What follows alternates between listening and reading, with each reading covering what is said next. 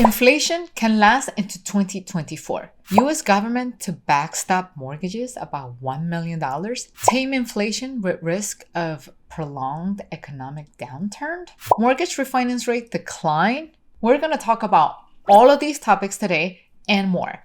And the best part is we're going to analyze what this news means for you and the actions that you can take to keep your sanity. Fed's Williams says inflation fight could last into 2024.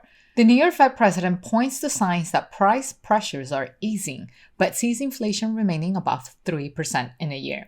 So for those who are new to our channel, inflation, healthy inflation, needs to stay within 2%. And that's what this article is referring to, at least in the title, that is saying that the fight against inflation could last into 2024 because as of today, the numbers seem that they might remain at 3%, which is considered high if you compare it against the 2% benchmark. Now, going down through the article, a senior Federal Reserve official said that he expects inflation pressures to recede over the next year, but cautioned the central bank will continue to have its work cut out because prices may decelerate to levels still above the Fed's 2% target. New York's Fed President John Williams also said that the risks of a recession were elevated because the central bank has to raise rates rapidly to combat high inflation. And as we scroll down, there's one section I want you to pay attention to. Mr. Williams, who serves as a key lieutenant to Fed Chair Jerome Powell, did nothing to push back against expectations that the central bank will lift rates by 0.5 percentage point at its meeting in December 13 and 14.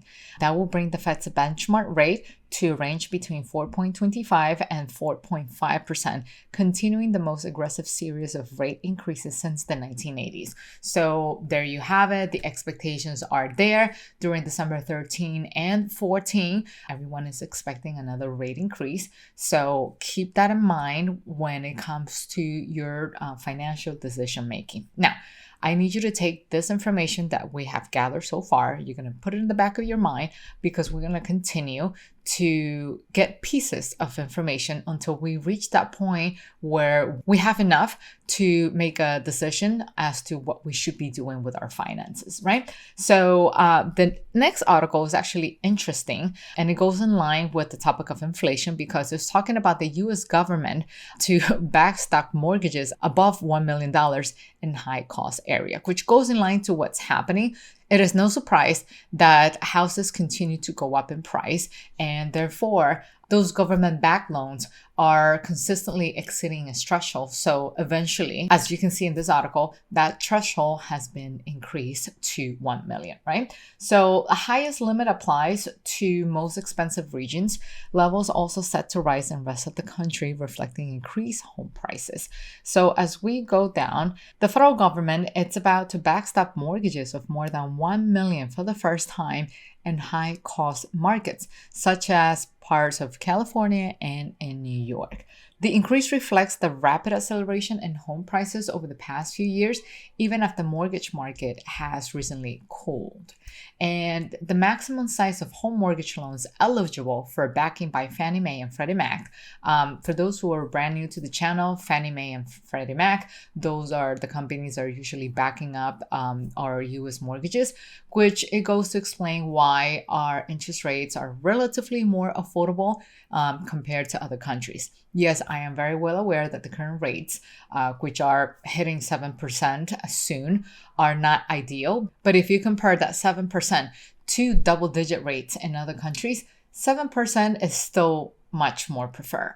Aside from the rates, thanks to the backing of Fannie Mae and Freddie Mac, some programs offer the possibility or the opportunity for homeowners to buy a home without having to put the 20% down payment required. You can actually buy a property with as little as 3% down. And if you're interested, feel free to check this episode, but after you're done with this one, of course. Now, back to the article. Fannie Mae and Freddie Mac will rise to $1,089,300 next year in a few expensive markets, such as San Francisco and Washington, D.C., from 970 and 800 this year. That was the limit as of this year, but starting next year, it's going to go up to 1,089,300. Now, in other areas of the countries, loan limits will rise to 726,200 from a 2022 maximum of 647,200, according to the Federal Housing Finance Agency, which oversees mortgage finance giants. By law, loan limits are calculated annually using a formula that factors in average housing prices. In all, about 100 countries and county equivalents out of more than 3,000 across the U.S. are designated as high-cost market, also including some in New Jersey, Virginia, and Utah, according to the Federal Housing Finance Agency. Now, to contrast this article, let's talk about this one over here.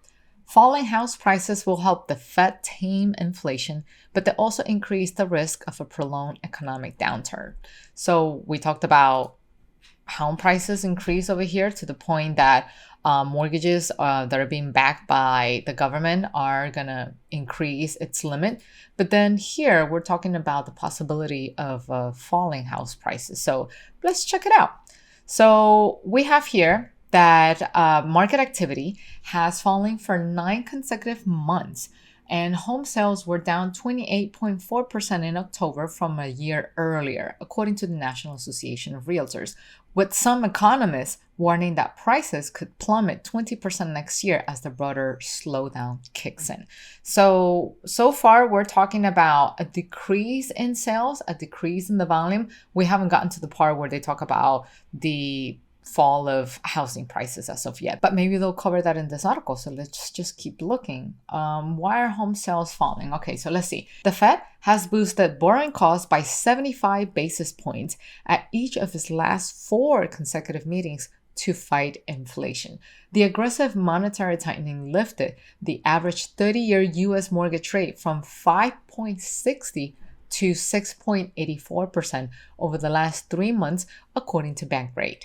Rising mortgage rates tend to deter potential home buyers because they make housing loans more expensive. Oh, so now we're seeing why housing prices may fall because of the fact that the interest rates are going up and the cost of borrowing money, it's getting more and more expensive, and then that will lead to extra inventory sitting in the market, and builders might want to get rid of it.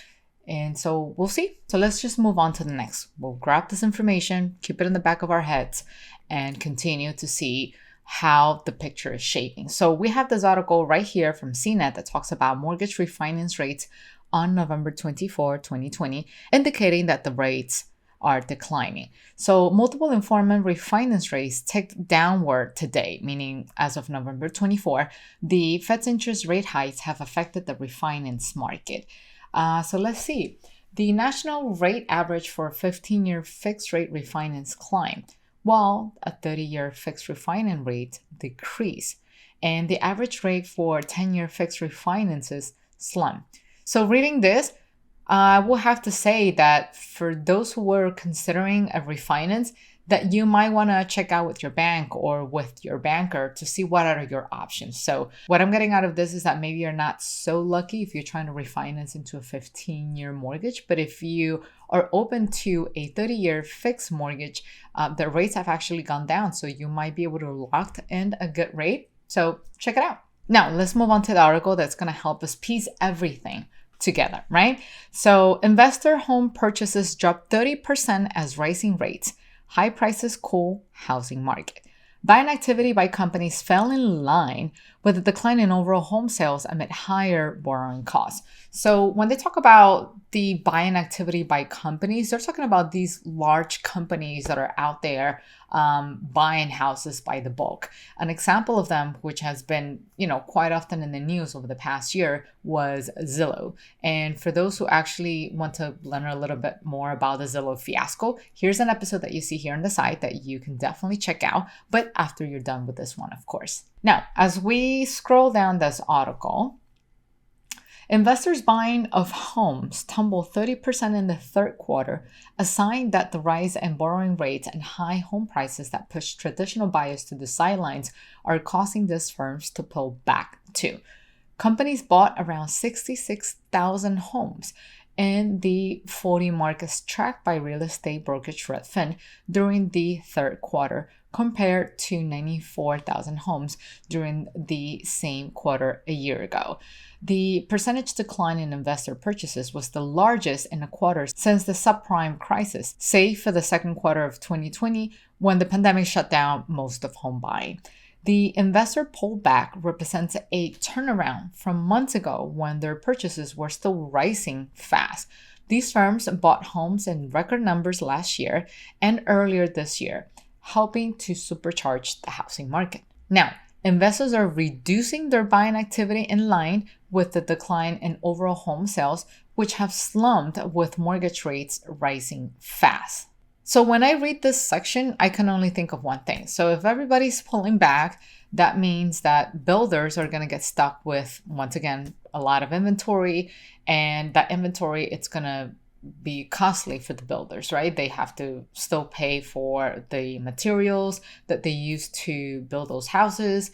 They have to pay the labor that worked for them, and they also have to pay any county fees or any property taxes. So I don't think those builders want to be sitting on that property for too long, which could lead to, once again, wholesaling those properties or selling them at a deep discount, which could mean great news for investors like you and I who are looking to get their hands on houses at an affordable rate so that you can make a profit out of it, right? But before you celebrate, let's continue with this article to see what else is unfolding in this whole scenario, right? So continue with the article, but with investors' large cash position and with big firms such as JP Morgan Chase & Co., planning to increase its exposure to the home buying business, investors are poised to resume more aggressive buying when rates or home prices begin to ease, which is also a possibility next year, depending on how inflation goes, and also depending on how the Fed will feel about inflation. And as we continue, these firms have seized on the pandemic-driven rise in demand for houses in suburban areas. These owners rented out the homes and increased rents on home by double-digit percentages. By the first quarter of 2022, investors accounted for 1 in every 5 homes purchased nationally. So that's interesting, but in spite of the increase in rent, we're seeing here that rent growth has also begun to slow down now. And then the rent for single-family homes rose 10% year over year in September, down from 13.9% in April, according to housing data firm CoreLogic. Now, I want to make it clear here that when they're saying that the rent growth has slowed down, it doesn't mean that the rents have dropped, okay? It just simply means that it decelerated. It's growing slower than what it would have normally done. So back in April, it was growing at 13.9%, but based on what we're seeing here, it now has decelerated to 10.1%. Now, according to what we're seeing here, that 10.1% that we were just talking about, that rate of growth is still very high by historical standards and much stronger than in the apartment market. I've always said that if I was given a choice between investing in a building, right, a multifamily complex or a single family home, that I will prefer the single family home because at the end of the day, regardless of the circumstances, people will always choose to live in a house. I mean, take the pandemic, for example, how many, especially in New York City, end up leaving the city and all of these apartment complexes because they were so afraid to be close to their neighbors, right? Everybody wanted their own yard where they can get some fresh air and have some space, in between one house to the other. And that doesn't seem to be an exception even now, especially at this rate increases, right? Because from what I'm seeing here in this article is that multifamily rent increases are now much lower by most measures. Near record high rental prices are falling to attract as many new tenants, and demand in the third quarter fell to its lowest level in 13 years. And so it looks like the demand for rental houses has held up better. One of the many reasons why I would prefer to always invest in single family homes. And according to this article, it's because the demand for rental houses has held up better, in part because many of these homes are leased to relatively high earning people who have found the for sale market too expensive to buy, according to some analysts.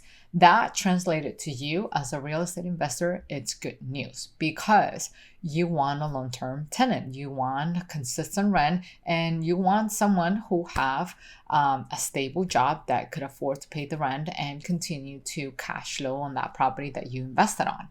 Now, let's just focus our attention back to the investors. Nationally, investors still accounted for 17.5% of all home sales in the third quarter, a higher share than they held at any time before the pandemic. That share seems likely to rise again because there are builders with unsold homes due to the widespread cancellations by traditional buyers.